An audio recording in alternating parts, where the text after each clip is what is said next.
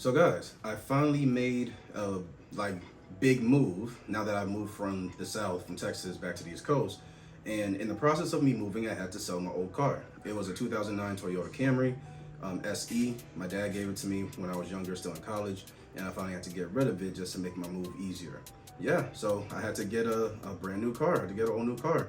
And it was a nice experience. It was fun to a degree, very enlightening. I learned a good amount of stuff as far as like basic financial stuff and all that. And we'll touch on like some financial terms and things that are important to know in a different video. But I wanted to make this video to go over what I learned when it came to researching and buying my car, mainly from a finance perspective.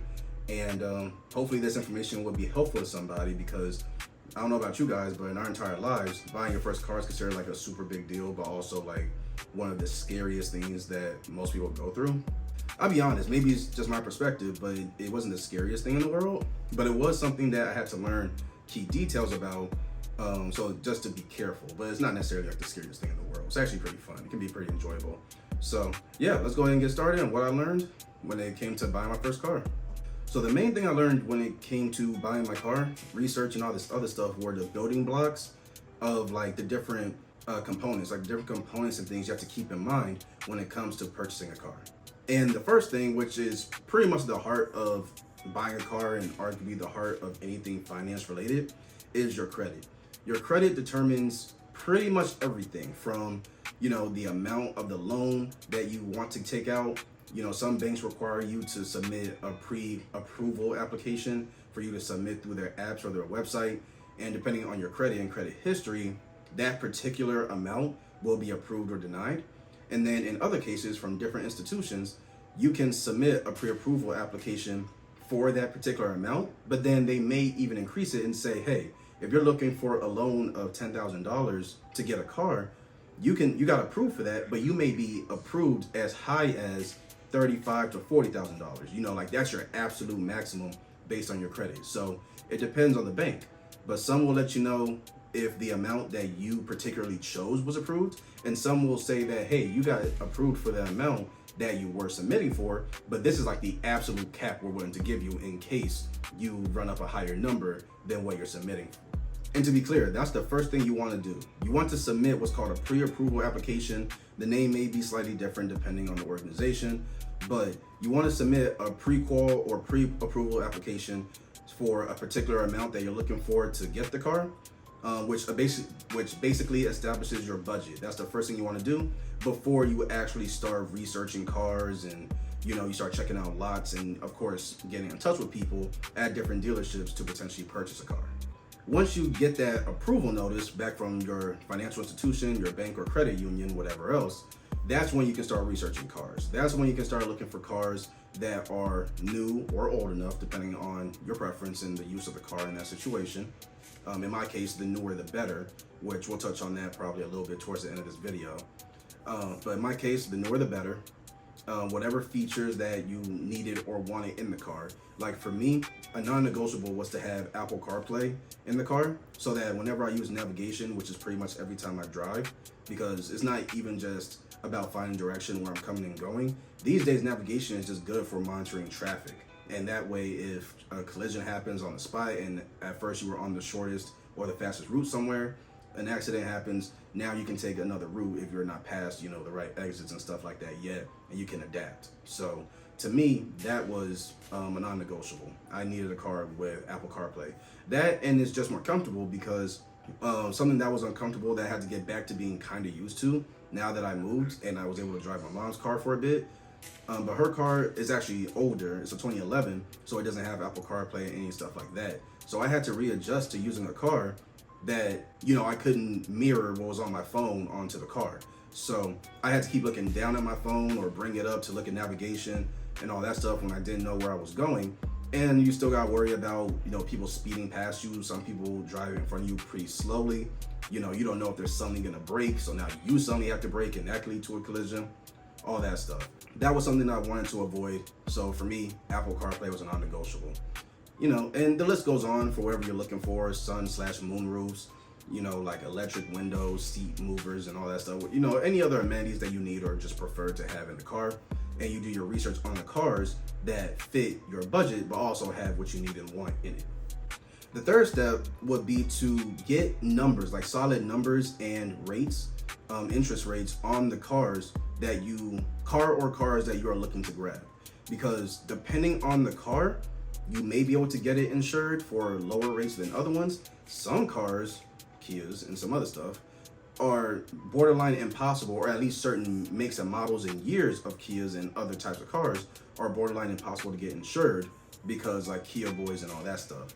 So insurance is something you want to get into your calculation. So you want to, get in touch with the bank or the institution that you'll be financing the car through, get a solid idea of what the interest rates would be for that particular car, the make and the model, and as well as the year, because that's a factor too.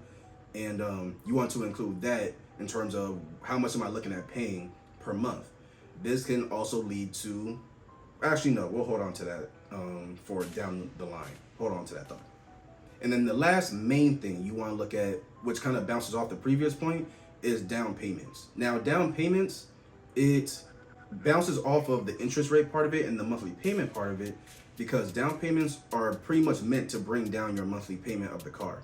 So if you choose to buy a car brand new, but you want to finance it completely, means you're not coming out of pocket for it at all. You want the bank to give you a loan to get the entire car, then that will usually lead to a higher monthly payment.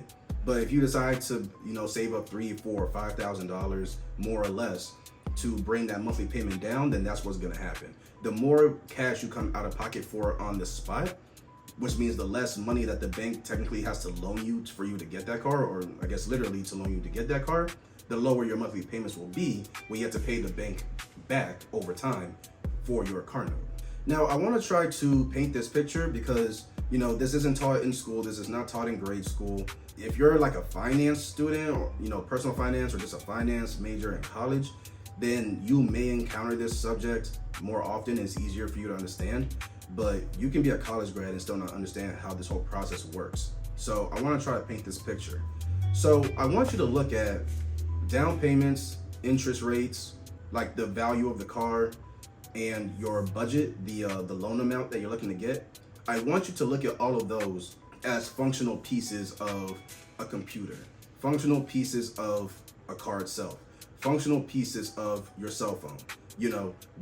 Choose an item and find out what components it absolutely needs. Otherwise, it's not gonna work, right? A watch, what are the components of any device or object that for a fact, if it doesn't have those things, it's not gonna work. That's how you wanna look at this type of situation when it comes to the loan amount, the interest rate, the down payment, and the price of the car, all that stuff, right?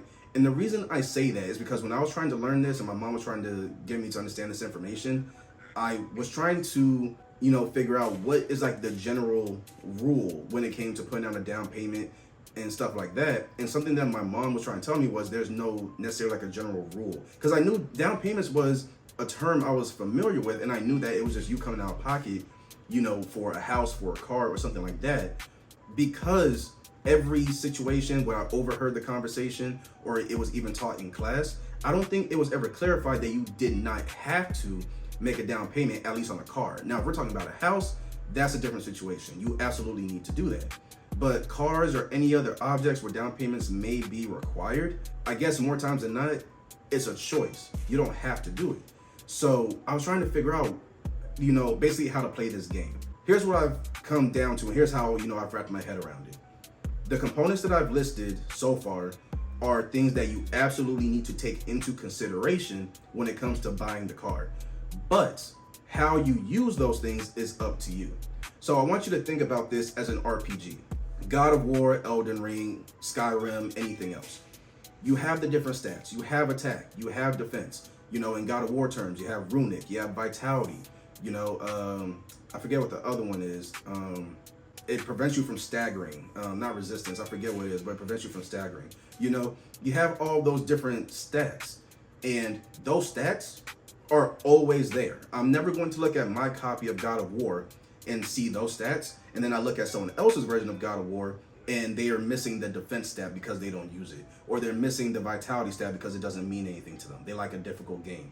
No, like these are components of the game that you absolutely need to have. But how you choose to do it is up to you. This is where configuration, or basically builds in an easier word, comes into play. Because in video games, you may have a build that's more geared towards attacking people. You may have a build that's more geared towards defense. You may have a build that's more geared towards runic or magic, right? These are a few different builds because when you get the different, like when you play video games, you have different currencies or objects that allow you to buff yourself up and to power your character up. You know, it's up to you when it comes to how you want to distribute those funds. But those different stats categories are always going to be there. That's how it is when it comes to buying a car, and maybe some other things if we dive into like how to, well, not how to buy houses. I haven't bought a house, but if I just want to touch on that subject, maybe that will overlap with that, right? But sticking with cars, that's how I came to understand it. Whenever I buy a car in the future, when I'm done with this car, I own it, or if I, you know, sell it back and refinance and get a newer car, whatever the case is, these are things I have to ask myself every single time. How much of a loan am I willing to take out? What's the interest rate that I'm looking for? What make, model, and year do I prefer? Especially in the event that maybe I'm gonna keep this car only for short term and then I'm gonna turn it back in. So I want it to still be sellable. I still want it to retain a good amount of value, maybe even customize it and sell it flat out to make a profit off of it, right? Which is something else we'll talk about. And then how much, I think interest rates, what's the interest rate if I haven't touched on that? These are things I'm gonna have to ask myself every single time. They're not going anywhere. There's never, unless you're paying for a car with straight cash, there is never a time, from my understanding, that you will not ask yourself these questions, and you should. Otherwise, you're missing out on pretty big components. These are all pretty big components when it comes to buying a car. So that's how I've come to understand it. Now, you can buy a car like I did. I didn't put a down payment. My mom, when any car that she's had, she's never used a down payment.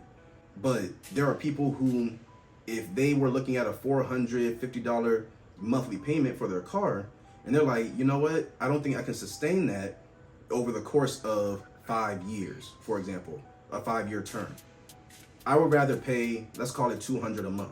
How much would I have to save, you know, to drop on a down payment to do that?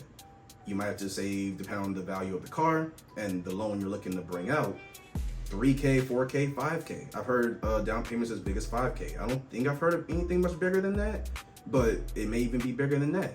And when you drop that down payment, that may bring your $400-some monthly payment, your car note, down to, let's say, $200 flat or $250. And that's more sustainable for you. It's your choice to do that, but I don't have to. People don't have to. It depends on their situation. Bottom line, buying a car is one of those things that's very strategy based. Like, it really depends on your financial situation. If it's a car that many people are going to use, it depends on, I guess you can say, the family situation, stuff like that. But there's room to play with it when it comes to down payments, no down payments, and all this other stuff. But the core questions, the core components that you have to look at when it comes to buying a car are fundamentally the same, I would say, across the board from what I can tell. Because I've had this conversation with my mom, with my dad. I had this conversation, well, not a full-blown conversation, but my former manager, I reached out to her for a little bit of help when it came to researching cars, and she was helpful with that. Her fiance was indirectly helpful as well. And these seem to be the core components that just don't change. So I think it's safe to say these are the components, like those are the questions you need to ask yourself every single time. What is the loan amount I'm willing to take out? What's the biggest loan amount I'm willing to take out? What type of car am I looking at? What interest rate am I willing to look at, which also can be based off of my monthly payments? Well, the down payment, based on the monthly payments, what's the down payment that I'm willing to make this more sustainable so I can avoid the car getting repoed and stuff like that? I think that's the foundation of buying a car every single time, unless you're paying for a car just straight cash. I'm gonna throw in a little bonus thing that I learned here, because the car market is in a very interesting place right now. And generally speaking, the rule of thumb is to get older cars because, one, getting them insured is usually cheaper than insuring a brand new car. And two, because of depreciation, they lose value as soon as you drive the car off the lot, or in my case, it got delivered to my house. But it loses value, which means you're automatically losing money on a brand new car. Whereas if you wait 2-3 years for it to depreciate and let the other person use it, and then you buy it, it has hundreds to maybe a few thousand miles on it. It's still essentially brand new, but you avoided losing as much money as the original buyer. That's the rule of thumb. the thing is, the car market is apparently in a very weird place right now, where like even the institutions I went through, right now, it's the reverse. Normally, the older the car, the lower the monthly payments, the lower the interest rates. Right now, it's the opposite. The newer the cars, the lower the interest rates, and arguably the lower the monthly payments, right? And that's, even if you don't put down a down payment. If you get a car that was released 2023, 2024, and 2025, then you may be looking at, let's call it a 6% interest rate or an APR. But if you were to go from 2017 to 2022, then you may be looking at 8%. If you go 2016 and older than that for a car, you might be looking at 10, 12%. I think I heard an APR as high as 12% for like a really old car, right? So the market's in a different place right now where it's actually more advantageous to get a brand new car or a car that's still considered new than to use the rule of thumb of getting an older car to save money both on the interest payments and the car note itself. Always treat each individual situation of buying a car as its own. I'm pretty sure that go-to strategy, it usually helps people. And maybe this is just a rarity, the type of situation in the market we won't see again anytime soon. But it's good to treat every situation like its own, because if you just blindly go at it, you're buying a used car, you're buying a new car, you're gonna be like, man, we always buy used cars, never buy a new car. But then if you check the market, you're gonna be like, hey man, why am I paying 12% on the annual level, like an APR, and paying 12% interest for a car that's like 5 to 10 years old, but it's still in good condition? But I'm finding out people are buying brand new cars for lower interest rates, and these brand new cars cost less than the used car that I just got. There was a Honda Accord, because I have a Honda Civic now. There was a Honda Accord when I went to a CarMax parking lot that was $30,000 and was like 5 years old, 2019, 2020. It's like 5 years old. And the one I have is brand new. It's a 2024 Civic. And that Accord was $30,000. Mine was basically the same, but slightly less at 29, a little over 29,000. And even then, it was actually supposed to be more than that, but I had some special circumstances that worked in my favor. So I managed to get a brand new car for even so much slightly cheaper than its older counterpart, And in my opinion, it's just as good, if not better. So you don't want to follow that go-to strategy too tightly. Every single time you want to get a new car, you need to get a new car, if finances allow it, treat that situation, as its own thing. Yeah, keep that in the back pocket, get an old car because lower interest rates, this and that. But right now, as of July 2024, this is a very different market where you can get a newer car, reliable make and model, tried and true, Honda, Toyota, all that stuff. And it'll be just as much, if not less, than getting the same car, same make, same model, but maybe it's a few years older. So just keep that in mind. But yeah, guys, I'm gonna go ahead and wrap this video up here. That is everything that I learned when it came to buying my first car. And I don't know if there's any other additional details that, would supplement this topic. So if you guys have any feedback or just anything to add that maybe I should cover in future videos, let me know in the comment section below, as well as any just general comments and feedback. And I'll see you guys in the next one. Later.